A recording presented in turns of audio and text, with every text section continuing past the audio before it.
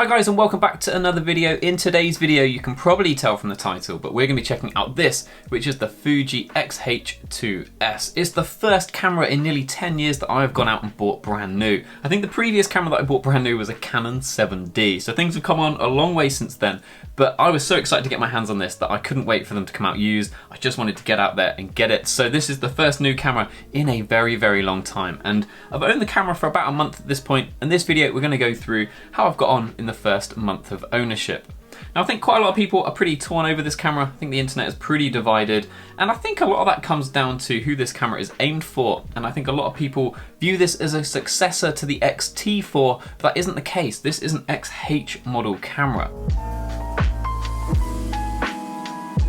Now in terms of the X-H, you'd be pretty forgiven for not remembering the previous camera, the X-H1, because that came out nearly 5 years ago at this point. It was the flagship model when it came out, and it brought us things like the X-Trans 3 sensor, and I think it brought IBIS as well, things that we've come very, very used to now, but they never updated that line of cameras, and it looks to be set up in a pretty similar way in terms of this being their flagship model, and you don't need to look any further than the price to know that. This camera comes in at £2,500, which is very, very expensive for a crop sensor camera, and actually makes it slightly more expensive than a Sony a7 IV. So with that price and a crop sensor, you'd hope that this camera packs some specs, and I'm pleased to kind of let you know that it does. So this camera comes with a 26 megapixel X-Trans 5 sensor. There was a bit of a worry they were going to move away from X-Trans, which would probably upset a lot more Fuji guys as well, but this one has maintained it. It's 26 megapixel. Rumors are there's a 40 megapixel camera coming out soon that might be more your kind of style. I personally want a lot of video features. The lower megapixels helps with things like ISO and speed and that sort of thing.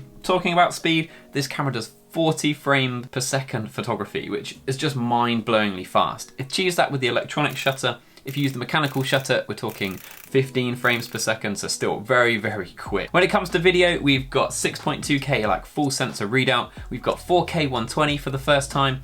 We've got 240 frames per second 1080p. Again, really, really crazy specs. When it comes to recording, we've got external RAW, which is a first, Blackmagic and ProRes, and you can actually record ProRes internally, which is something I've been doing an awful lot of. And then we've got a whole bunch of new autofocus features that, again, the internet seems pretty divided on, but I personally have found them to be a very big step up from the current X-T4.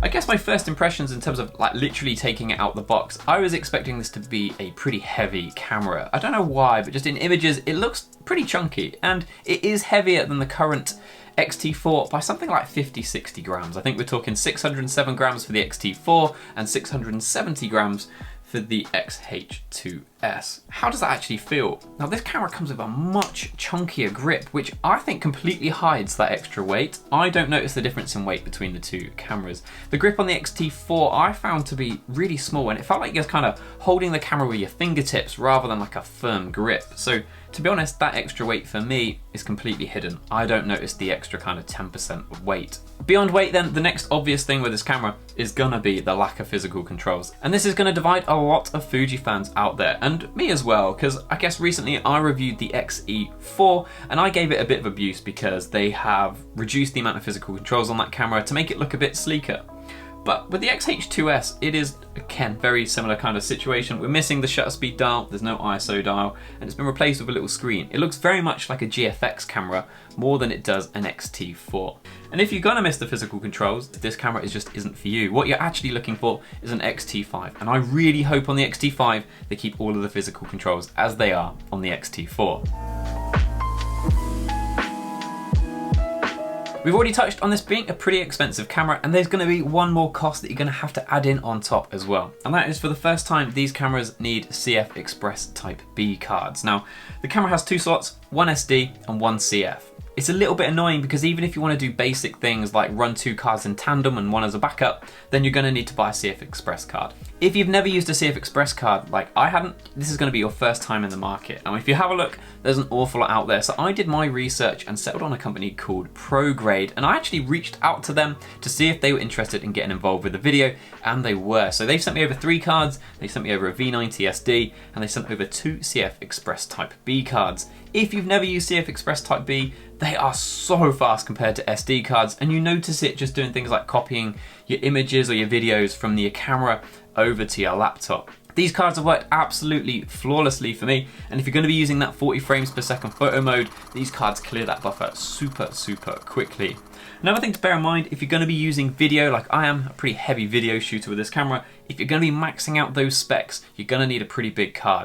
128 gig ends up being about 30 minutes of footage, 165 therefore, like this card here is, ends up being something like 40 minutes. And then my big 325 gig card ends up being something like an hour and 20 minutes. So if you're going to be shooting a lot of video at them high specs, really consider what size card you're going to get. And if you're interested in ProRes, like I was, then I've got their website down in the description, and you can also find their cards over on Amazon. So thank you ProRes for sending these over after I reached out to you. So first up then, let's talk photography. And the two things I think most people are going to be interested in when it comes to photography are going to be the new autofocus settings and that 40 frames per second. Like I said, if you're doing the 40 frames per second, even my V90 SD card, that hits the buffer pretty quick and takes a while to clear, whereas the CF Express doesn't. So if you're going to be doing that 40 frames per second, you're going to need to consider one of these cards. But actually using it, it's just insane, to be honest. 40 frames per second is just bonkers, and along with the new kind of animal autofocus, it gets a big thumbs up from me.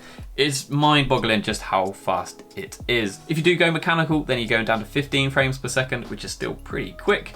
The only thing that's kind of annoying me about the setting at the minute is even if, like me, you set your camera to mechanical and electronic shutter, you won't let you get to the 40 frames per second until you go and actually change it to only electronic shutter. I wish they would let you kind of move to the 40 frames per second and just warn you that now you're only shooting electric shutter, but currently it's a bit of a bug, I guess. Hopefully they'll iron that out with a firmware update. When it comes to the autofocus, I've been trying out predominantly the animal part of the AI autofocus, and I find it to be very good. It nails focus pretty well. I personally have not used the new Sony though, so I can't tell you how it stacks up with Sony. Based on other reviews that I've watched, people are saying that it's not quite as good, but I personally have seen my success rate jump up a decent amount compared to the X-T4. In terms of that eye autofocus, it seems to be better than ever. I did a fitness brand shoot recently with a friend of mine. We took like 600-700 photos, and I can't remember a single one being out of focus, and I used eye autofocus predominantly throughout that entire shoot. So I get that Sony might be better, but does it really matter that much? Like at the point where you're getting like a 99% success rate, does the 1% matter? Some people it's going to, some people it's not. Personally, I couldn't be happier with the autofocus when it comes to photography.